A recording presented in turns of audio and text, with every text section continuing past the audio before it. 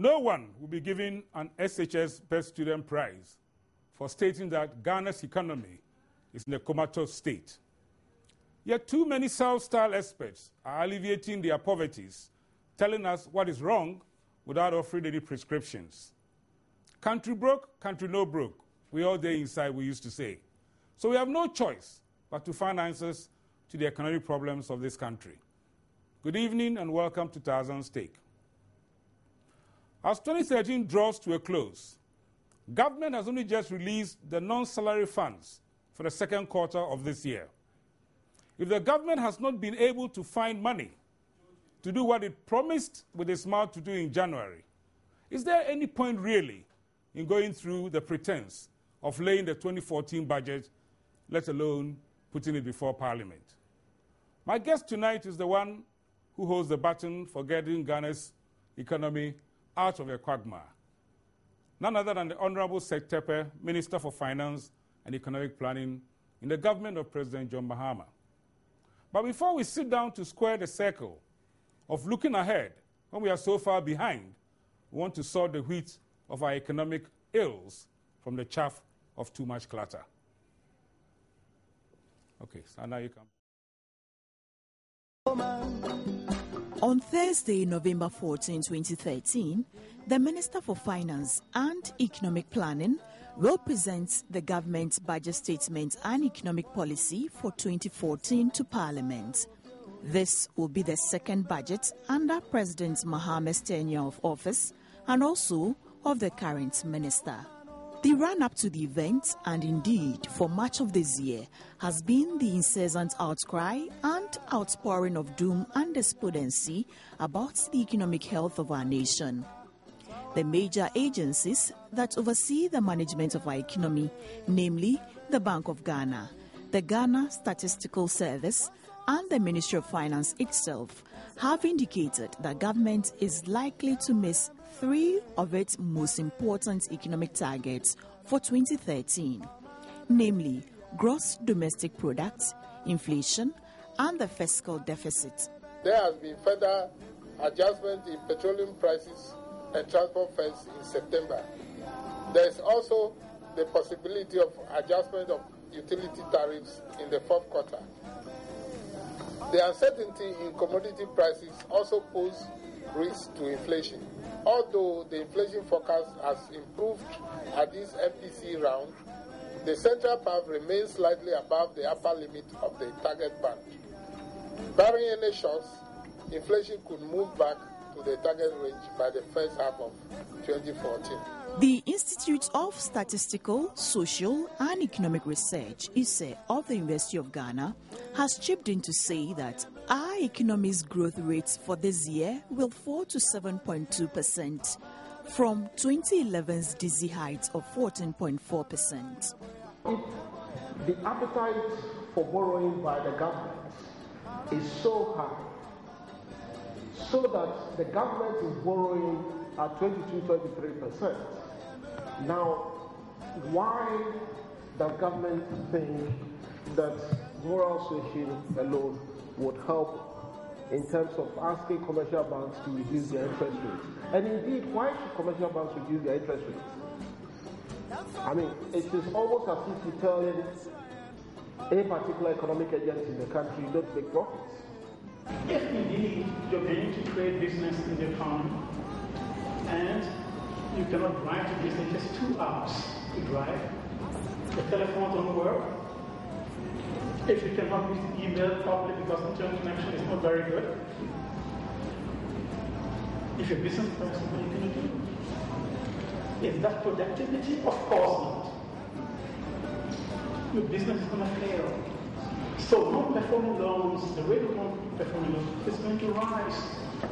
Internationally, Ghana's global economic standing has been downgraded further from B+ to B, a far cry from the heady days of A-. The World Bank's Africa Pulse report ranks Ghana as the 4th country in Africa with the highest public debt in relation to the total value of the economy. The major culprits for our country's worsening economic woes are seen as the spiraling public sector wage bill and the rapidly rising levels of borrowings. The single most important challenge we are facing now is the compensation arising out of the single spine implementation. But with the gradual adjustments we are making on petroleum, and if we should make the adjustments for utilities, then those elements which cause the overrun are being brought under control. Corporate income taxes for the petroleum sector is also doing well, considering that we have learned from our experience. So we are hopeful, that the deficit, would be brought under control. Bringing the wage bill itself under control. The subvented organizations that are likely to be taken off, who may be self-financing, may not be, the solution to the wage bill. There are discussions going on. So the full implementation of the committee is something which, of the recommendations by the committee, that was something which the Minister for Employment is taking the lead on. Ghana's debt as at August this year stood at almost 44 billion, more than 50% of our estimated net worth of 85 billion cedis. Between December 2012 and August 2013 this year, the government has added 8.8 billion cedis to our public debt in 8 months. What that means is that every month from January, the government has borrowed from domestic sources 1.1 billion cedis. The country is on the verge of crossing the 50% threshold. Beyond this threshold, the international credit agencies will downgrade our credit rating. The figure I've given you of 49.3 billion includes only 500 million of the $3 billion loan. The 2.5 is not part of it yet. Such is the doom and despondency about Ghana's economic health that we stand in grave danger of returning to HIBIC status if we do not take control and manage our affairs more prudently. This will be a supreme twist of irony for a country that reportedly earned $1.4 billion from the commercial production of export of oil from 2011 to June 2013. The presentation of the 2014 budget statement comes at a time when the disbursement for every major activity program for this year has fallen woefully behind schedule. Beyond paying salaries, disbursement for just about every single cog of our economy is far behind schedule. Indeed, it is reported that it is only now that statutory releases for the second quarter of this year, thus March to April, have been made. The obvious question that arises is there any point in preparing, let alone presenting budget for 2014, if we have failed woefully to fulfill the good intent and promises for 2013? The challenge is that we have no choice but to find solutions that will fix our economic problems and offer real hope and substance of a return to substantial economic growth and perceptible improvements in the wealth and well-being of Ghanaians. Country broke or country no broke, we all day inside and have no choice but to fix our economy.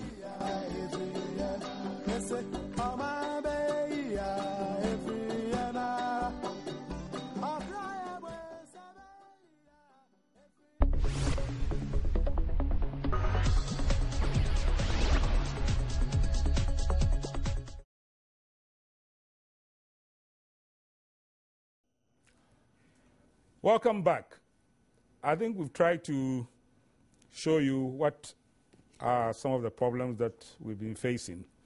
Like I said, my guest, in about 10 days' time, will stand before this nation and present the 6th budget, I believe, of the NDC government, but the second one in which he is presenting as the Minister for Finance and Economic Planning. We're going to have a very informal conversation, and I think I want to explain it to you so that you understand why. When I came here 25 years ago, My guest was already doing serious national and public service. We work for the same person named Atuahoy. So I got to know him very well and also got to know Professor J.E.A. Mills. I say this for two reasons, because some people sometimes say, why do you as an MPP man always praise Tekwe? And my answer is, well, we're serving Ghana together before the P was dropped and the MPP was created. So the conversation will be between two brothers. So if I dispense with the term honorable and he agrees to dispense with the term boss and we stick to Seth and Tarzan, I think we'll make a very good thing. Thank you. Welcome, Seth. Thank you now, very much. Let me start off asking the obvious question. I just read this week that you've only just been able to pay the second quarter's disbursements for non-salary use. Is that correct? Thank you very much, and thanks for the compliments. Yes, I've known you for some time, and I hope that this therefore provides the opportunity for us to have a conversation, with fellow citizens. I think that's a generalization. Non-salary commitments have been a challenge. But when you talk about non-salary, there are about 4 categories. So what was paid? What is it? I believe the reference is to some of the statutory funds. The statutory funds, like the GET fund, like NHIL or National Health Insurance, levy, and some goods and services, which is what many of our institutions use, to maintain their offices, keep the offices running. Because the second part of the question really is that if we are almost 2 or 3, by this time we should be paying maybe the fourth quarter. If we are running so much behind, what is the point of preparing another budget? I think well, probably that's the reason we have to prepare a budget. Because you prepare a budget is not always about the current situation. It's also about the past and the future. And as you know, even in households, the fact that you are owing, the child's school fees or somebody who is putting up your house, you owe the person, does not mean at the beginning of the year you don't have the, round table around the dining table. So you'll be adjusting basically the debts to see what you can pay. I think we've always done that. Yeah. We've always, and let me tackle this issue. We do not pay all our commitments on the current month or current quarter, current year basis. And that is if you take the statutory funds, which we are talking about, because they are based on VAT. And you and I have a history with VAT, yes. Because they are, the GET fund is called, is 2.5% of the VAT base. Right. NHI is also 2.5%. Yes. Because GRA has to tell us how much they collected for the quarter and be certain, you cannot pay current. So it's always paid a month or a quarter in arrears.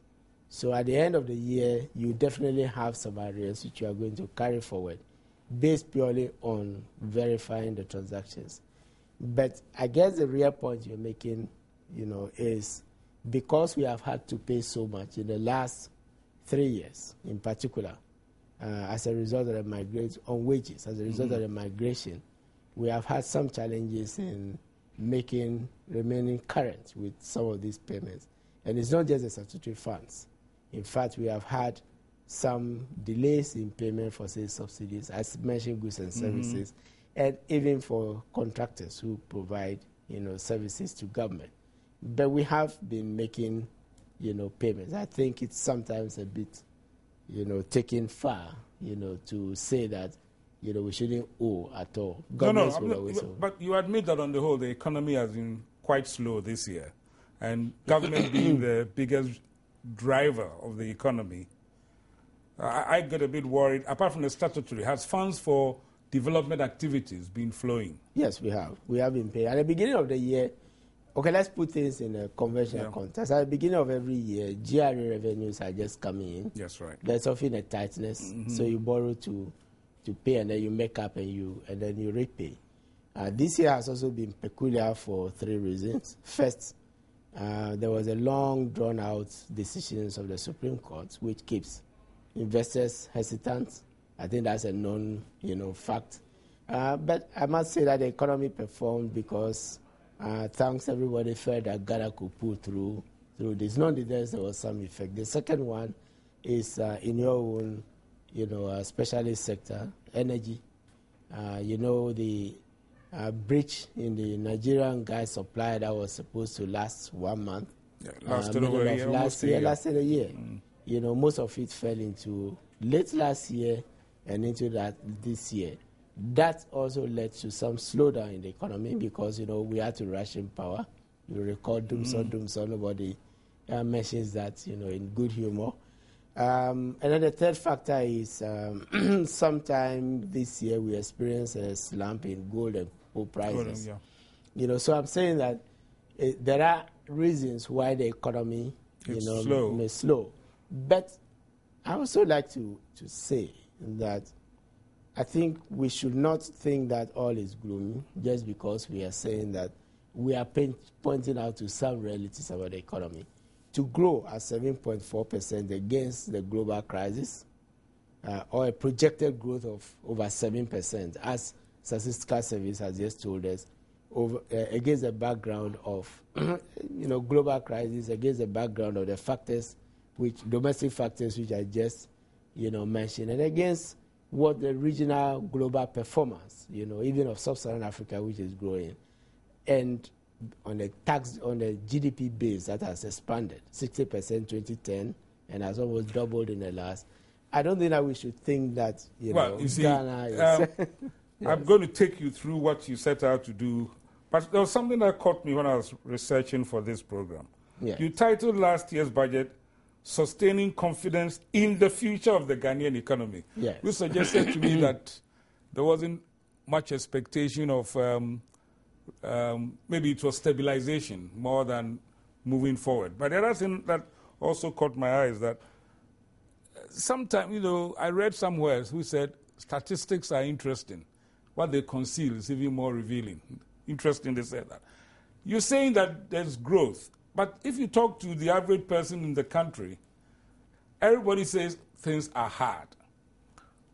And how do you translate these, for me, too optimistic figures into the reality that most people are feeling the pinch? What is that? Where is that from? Excuse me. There's water there. Yes, thank you. Well, the sustaining confidence in the future was, excuse me, what you just said.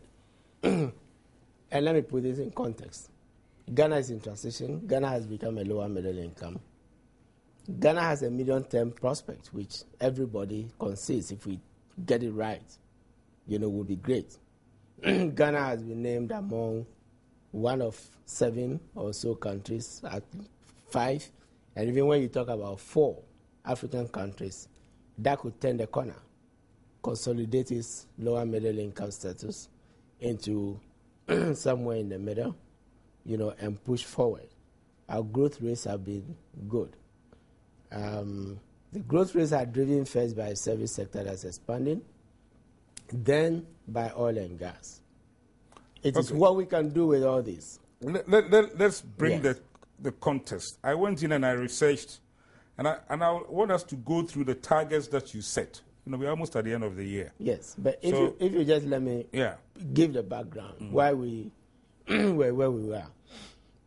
What we need to do to the economy, such an economy, is to start adding value, which we said we are going to do with gas. We are not going to flare. I want us to look, I don't want us to look in the future. I want us to look at the reality. You started off, maybe it wasn't on your watch, but you started off with a huge deficit. Yes. Huge, by anybody's standards. almost 9 billion Ghana cedis. 12%.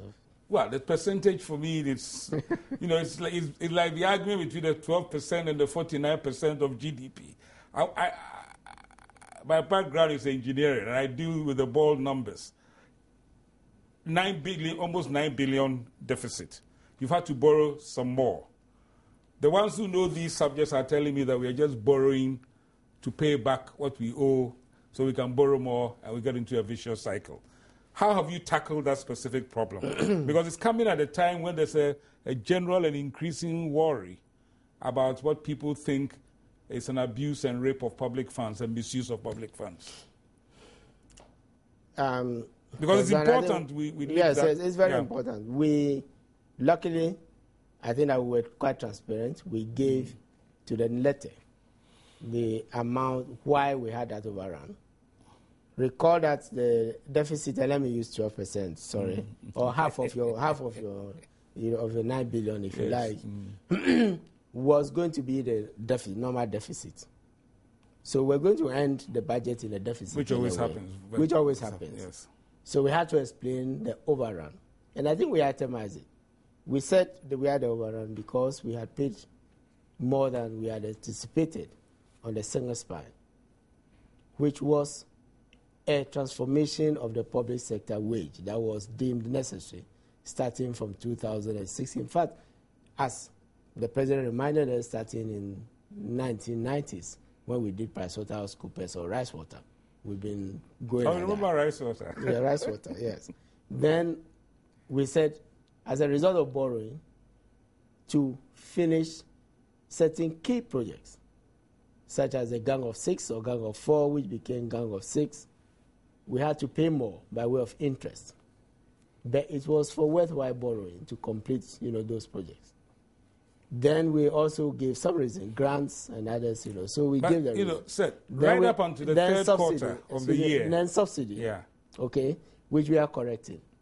So going into the next budget, we have been eliminating the causes of those deficits. That's the most important point.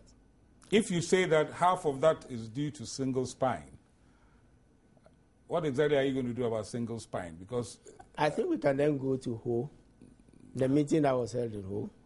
And what happened in Ho is for the first time, because this had been implemented since 2010. And so as we did it incrementally, in 2010, we did three things. One, we were able, because we had almost finished the migration, to give the nation the cost of, and for us to know that we cannot continue on that trajectory. Two, we asked for moderation, as a result of which this year, the wage increase was not 18 or 20%, it was 10%. Three, we said that there should be a consensus going into the future. Our own ECOWAS is saying that you cannot spend more than 35% of what you collect as taxes to pay only, you should collect about 35% to pay wages. When you spend about 60-65%, as we are doing, then you are pushing out other expenditure. You are pushing out this very expenditure that brought us where we are in terms of development. Instead of using the money for development, instead of using the money where we began this conversation, you are putting it into wages. Not that it's not important, but we are saying as a nation we cannot continue that way. All right, let's. And that's a rebalancing which we were talking about. Let me put it in a way everybody understands. Yes. Where do you expect your budget deficit to be at the end of this year? Well, we gave the. I know you gave a number. We gave a number. Tarzan, I think that you went to avoid, but you're pushing me to read the budget now. No, I'm not pushing you to read the budget, because what I'm trying to do is that, there is a certain feeling that everything is at a standstill. What I want to hear from you, without giving away the budget, is actually to give an indication that we are getting things under control. That is, I think, what I'm trying to do. So that whether in your 12% or in my 9 billion or whatever it is, will we have a handle on the problem by the end of the year? Yeah, we are getting a handle on the problem. I can say for certain that the subsidy overpayments are not going to be what they are, thanks to everybody's understanding that we need to do this automatic adjustment, which you started, many years ago, yes. years back in the pricing formula, which hasn't changed, when they were introduced in the early days of the Energy Commission. Except that they change when there's campaigns, but we won't get into that one. Well, okay, then, without taking you through your budget, I went through some of the targets. I'm telling you that we are making You're progress. making progress. Yes, we are definitely making progress. Wages remain, a major concern. Interest payments remain a concern. And those are the ones we have to continue correcting. But we are definitely making progress in doing the correction. And we are making progress. What about cost-effective use of funds for projects? I mean, that's euphemism for throwing money away. Some of the things you're stopping. That's for me, as a public sector person, or more with my background as accounting, it's a thing you challenge every day. It's like the other side of expenditure. Non-compliance in collecting taxes is something you tackle daily. So my approach is to say that let us improve systems and processes, even as we appoint teams, task forces, and whatever, to tackle the daily challenges that we face. Ultimately, what will make the system work is to be able to issue a check and know that it is not going to, a fake enterprise by improving, the processes. So I have put at the top of my agenda the improvement. You may have heard about the gift mix. Yes. Which for the first time... Explain that to me. You see, I've heard you talk about gift mix, and whilst I will not talk to you about kilowatt hour, explain to Ghanaians what gift mix means and what you are doing with it, and why that should give us confidence that we will at least get a handle on our expenditure. Okay, let me try and explain it as simple as possible. Starting off with what gift mix means. Gift mix means Ghana Integrated Financial Management Information System. Thank you. We have added Ghana.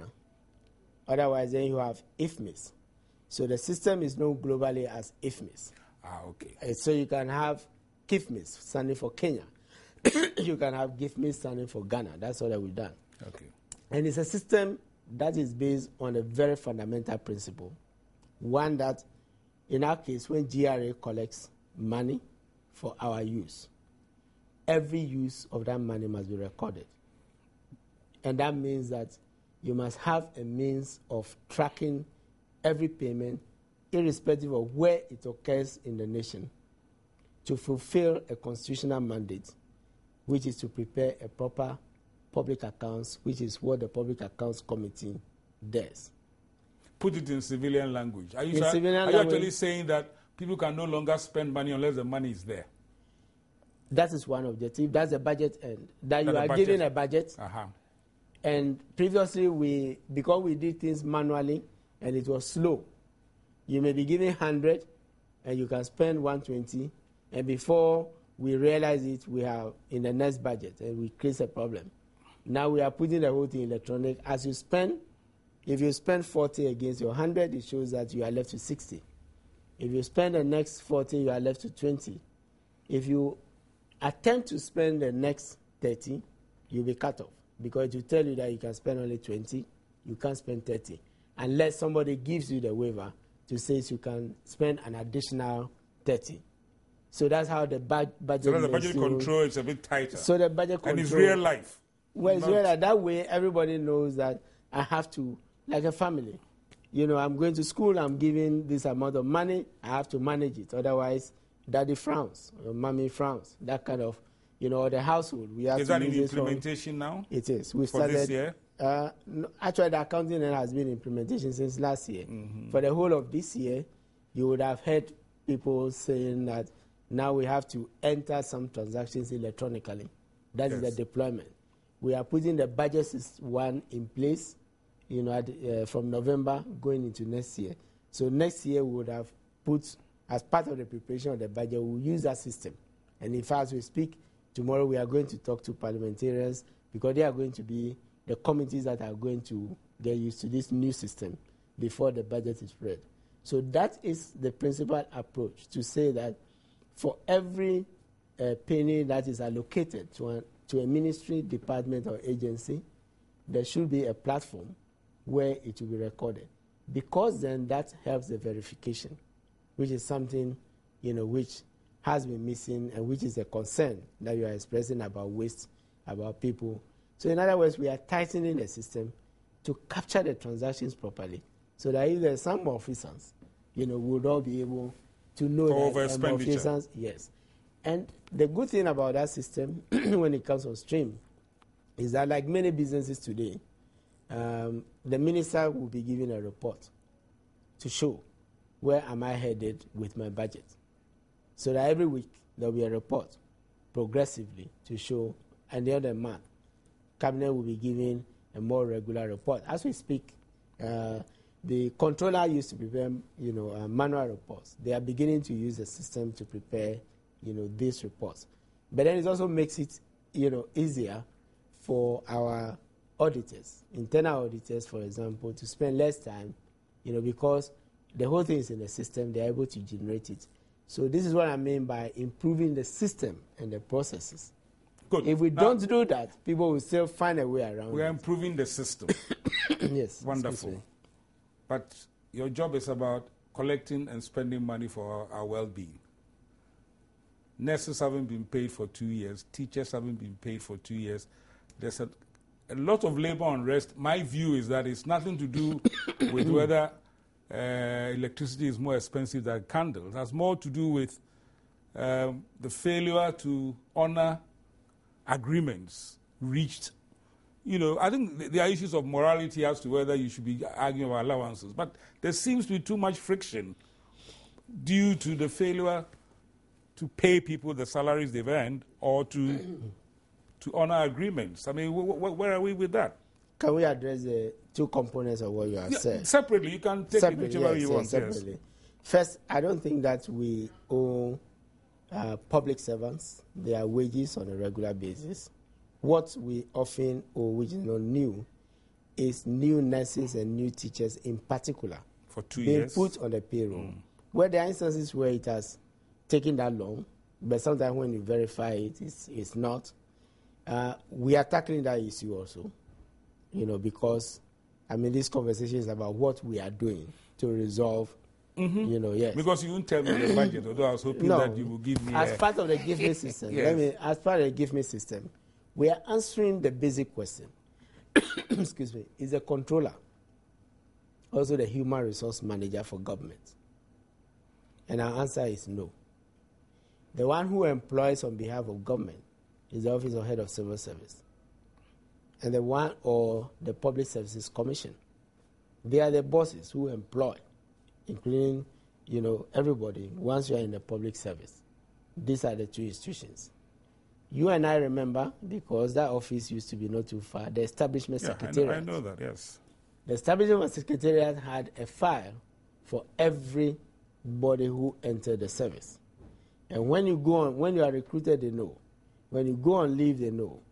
Whether for pay or, they know. That used to be a manual system that even as a manual system was effective in controlling some of these things. As we move to electronic system, we operate manual versus electronic. What we are doing is that as part of, we are distinguishing the controller's payroll function, responsibility from... I can see you are improving a lot of things, but the issue is that but I'm telling people are not paid for almost 2 years. But I'm telling you, I'm telling you what we are doing to prevent that. So we are putting a human resource management system in place as part of the system's improvement. So that electronically, when you are recruited, because the reason why there's that delay is that somebody is teaching in BA, Tamale, and we have a centralized system. Why? 275 districts, why? No, we are decentralized that system now. That's the approach that we are doing. So that you enter electronically. This is, it's possible to do all these things so that your information will be available. He said, my problem is that when everything was totally manual, people didn't have to wait 2 years for their pay. And we are going electronic and trying to do things. For a long time we were doing the manual and electronic alongside. And so it took a lot of people to bring the manual information to enter. Sometimes the information is not provided. it's not just about, that's what I'm saying, it's not just about the controller. It's about whether the head teacher has completed the records that is needed to. We are saying now, if we want to do electronic, let's do electronic. And so let's improve the system. And I think that we have examples. The examples these days are abound. These days, if you are on admission to the university, you do things remotely. If you are going to apply for a visa, whether you are literate or illiterate, you do it remotely. If we want to move to an electronic basis for doing things, let's do things electronically. Whether we are clearing goods, whether we are paying wages, so that we can improve the system. I accept all of that, you see, yes. But the issue is that by the time you got your perfect system working, the poor teacher will be dead, the nurse will not be working. The last time I saw you, I told you about my contractor who's laid off 700 of his 800 staff. These things are wonderful. But the real human thing is that what are we doing about those problems now? What we are doing about the problems, one is, as I'm saying, and let me press the point. I'm saying that without the system, the problems will persist. So I've explained what we are doing as far as public sector employees are concerned. So those who haven't got their monies, the teachers... What we are saying is that the next teacher who will be employed yes. will have his data come up quickly for the controller and to they'll be paid before the other ones. They'll have to be paid promptly. Another measure we are doing is that for the nurses and teachers in particular, ironically, they also get allowances while they are in training. So why take them off when they are only making a transition? So we are finding a way of bridging their students' life with their work life so that the same database, because they are paid from the same payroll. So why disaggregate the two completely and start the process all over again? We are saying we can use the same payroll, to just continue with the life of the person and verify whether he's gone overseas and has eloped after or the majority who stay, you don't just stay because of one person leaving to stop the whole process. We are looking at all this. Your contractor friend, what we have done, again... You assured me you brought some money, but they said they didn't get any. I believe that. Well, they want more, so... They said they didn't get any. No. They said you gave it to some foreigners. I believe that when you did the SHEP, I know that you started you were part of the SHEP project. When you got money, yes, exactly. And I know when you got money from US Exim or you got money from, let's say the World Bank to start those projects, including the government of Ghana money, there was a requirement that you do international competitive bidding. That's right. You had to engage foreign contractors, not because you didn't think that they were incapable Ghanaians, but maybe they were not up to that level. That's how come I'm explaining how we end up, awarding certain contracts. No, not contracts. These are people who already done jobs that you owe them for. That was the situation for most of the local contractors. I know it didn't start with you, but there was a lot of. Oh, I think the most important thing. Well, of course, I was part of a team, so I don't want to take. Even before. Yeah, this is a system that has dogged us for a very long time. But remember when we started the conversation, which is, I want to record every government transaction. Yes. Part of the reason we had that situation was contracts were awarded. The center did not know. Minister of Finance may not have the total picture. As you said, it's not something about NDC or NPP. No. This is something, a problem that has been there. Exactly. Tarzan, what I can tell you is that today, as we speak, we know for certain about 100%. It's a process, as you know, but I can say for certain that 95 to 98% of contracts awarded in the past in the country have been logged into a database. And the last 10 years or since 93? Everything. That's why we are leaving that margin of, 2%, 3%, in case something will come out of the woodworks. But what we have been doing over the last 3 years is that any time a release came for payment, we ask for information. And if it will mean going to the archives, we need that information. That's the first step in improving the payment process, because what that means is that, remember what we said about you having a budget. Next time we have your database, we know, your budget. If you are going to be awarding it, the system itself will reject, what you want to put in. That's where we want to go, for the system to reject those, so that there's no payments outside the budget, which is what leads, to, your good friend not being paid. So we are gradually bringing all this within a budget system, which again, to remind you, is the first element of the give me system.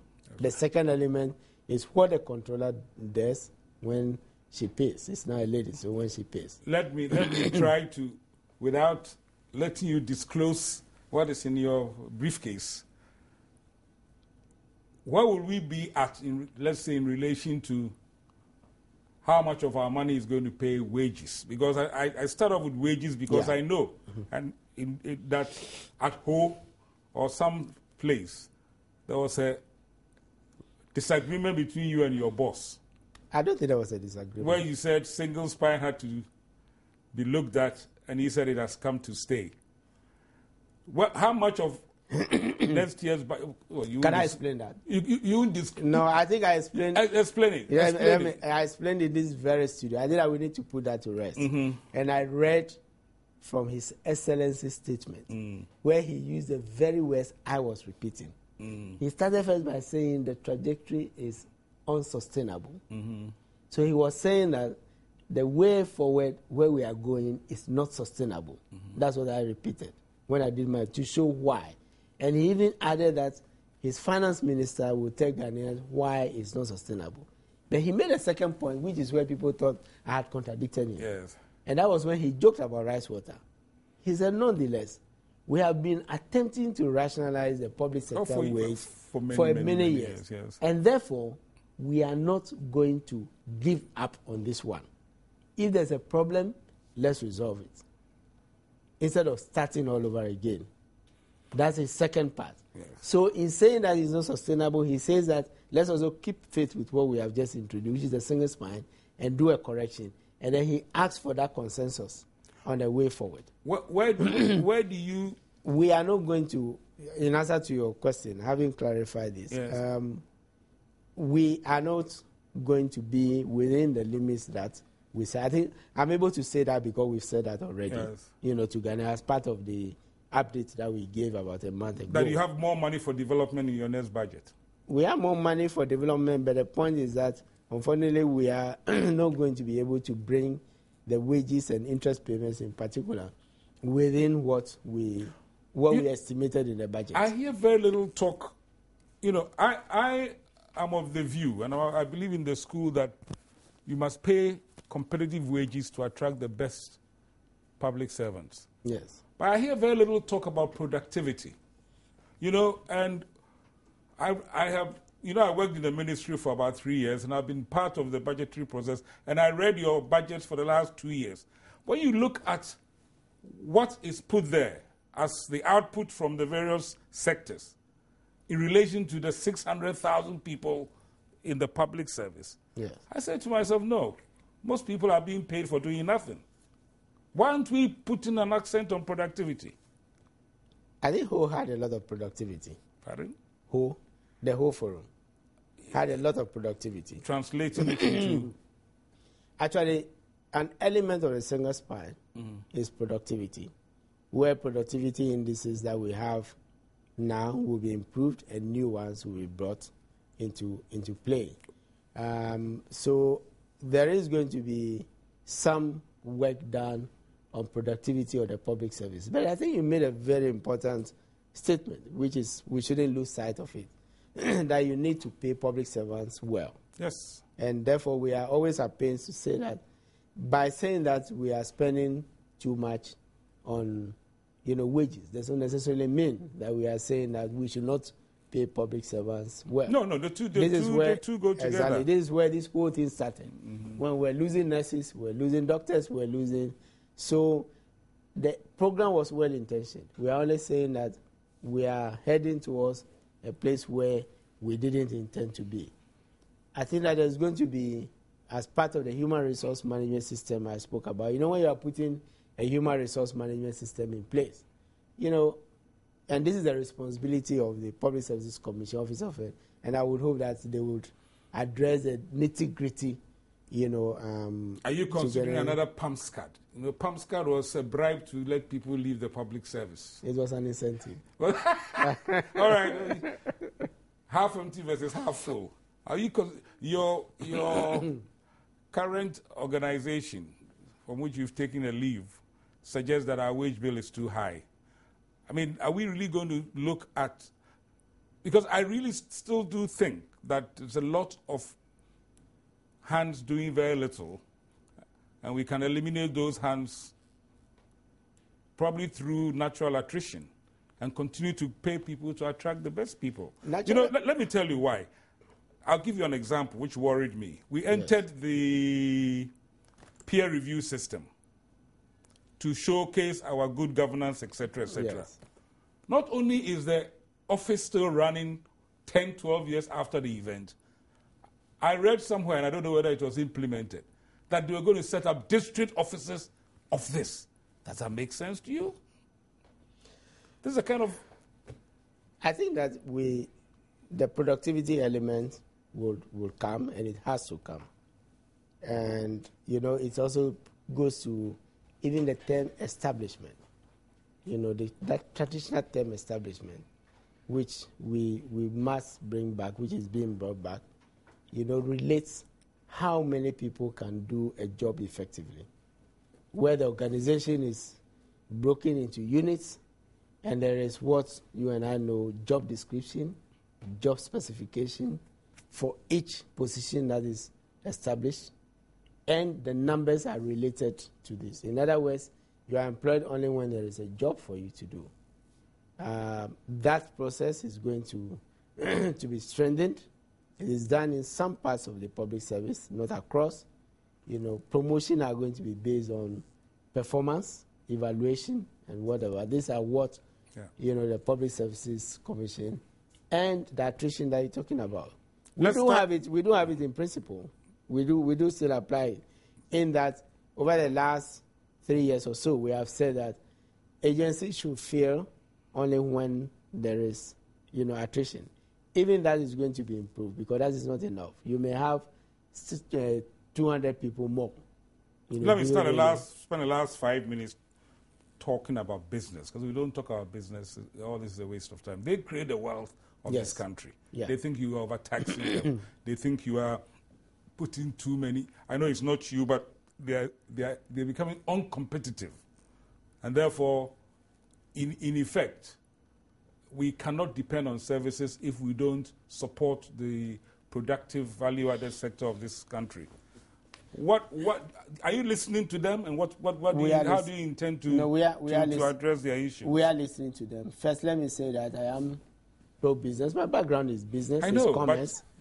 Secondly, let me say that... But you are now a minister. You are collecting money. See? Yeah, but I'm following the lead of my leader, my president, who is organizing, you know, discussions. He said it to engage the private sector. The vice president has been meeting the private sector. I've been at many of those. We ourselves have started meetings with the private sector. So that's to address the issue, you know, that we do take. But inside the meetings, they are worried that but let me address the tax. Tax them. Yes. No, yes, the tax question. I think let's state it clearly that Ghana is not overtaxed. Ghana does not have an overtaxed tax system.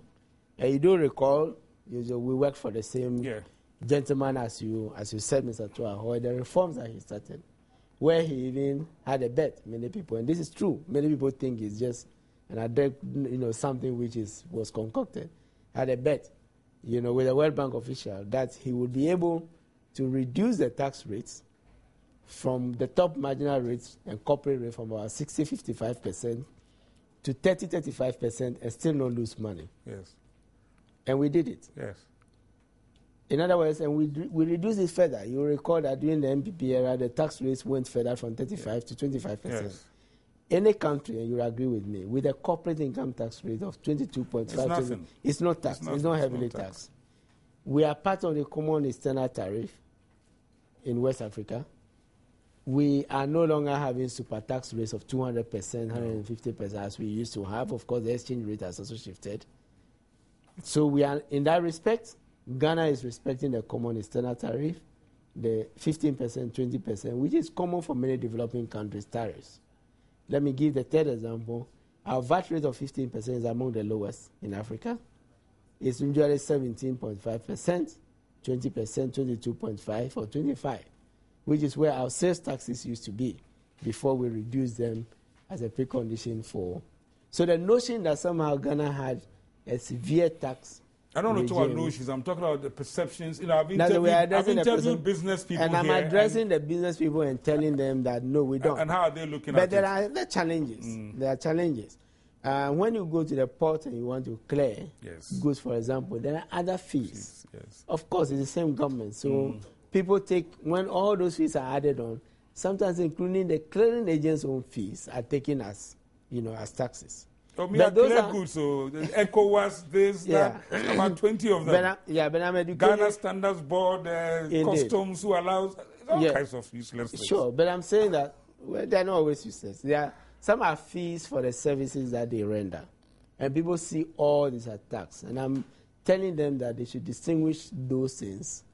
There's a meeting taking place to look at all those. Do you accept that it's one of the most expensive countries in terms of cost of goods and services because of all these taxes?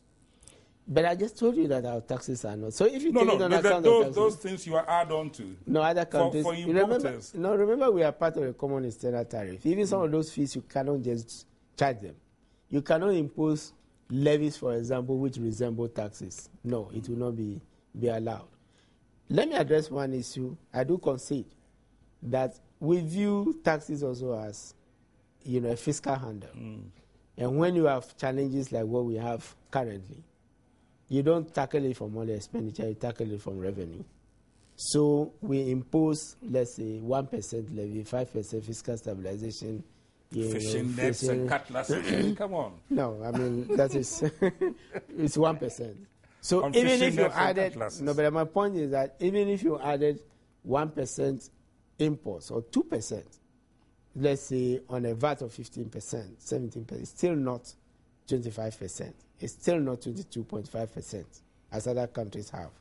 First point. And the second point is that, we have said that because we want those additional taxes, revenues, to resolve a problem, we are not going to make them permanent. So we have what we call the sunset clause, which we've had twice already. The fiscal stabilization as we have been there before. Both the NDC and MPP have introduced something. I just want to show that these things are technical in many respects. And I think we have to round down the conversation. So I think most people understand. But let me make a quick point that they are going to go away. They are not intended to be permanent. So we have a what should we expect from the budget of 14th? Tighter use of public resources, less waste, generating more development funds? Yes. Perhaps being able to do what you are putting government to do, which is to increase the people's well-being. Is that the beginning? Is that the second gear? The answer is yes to all this. Yes. But we must continue. We had a 3-year consolidation process. Our interest wages, are high. Luckily, we've corrected the corporate income tax overestimation. It's no longer going to be part of the problem, although it's a revenue. So the answer to all this is yes. It's an intermediate point, which we are, and remember what we said, sustaining confidence in the future. Thank you very much. You're most welcome. We'll be back after the budget for you to explain in more detail to us the measures. It will be my pleasure. Thank you very much, Seth. Well, there you have it. The Minister for Finance and Economic Planning. To me, Seth Tepe. To all of you, Honorable Seth Tepe. Thank you very much. And thank you. Good evening.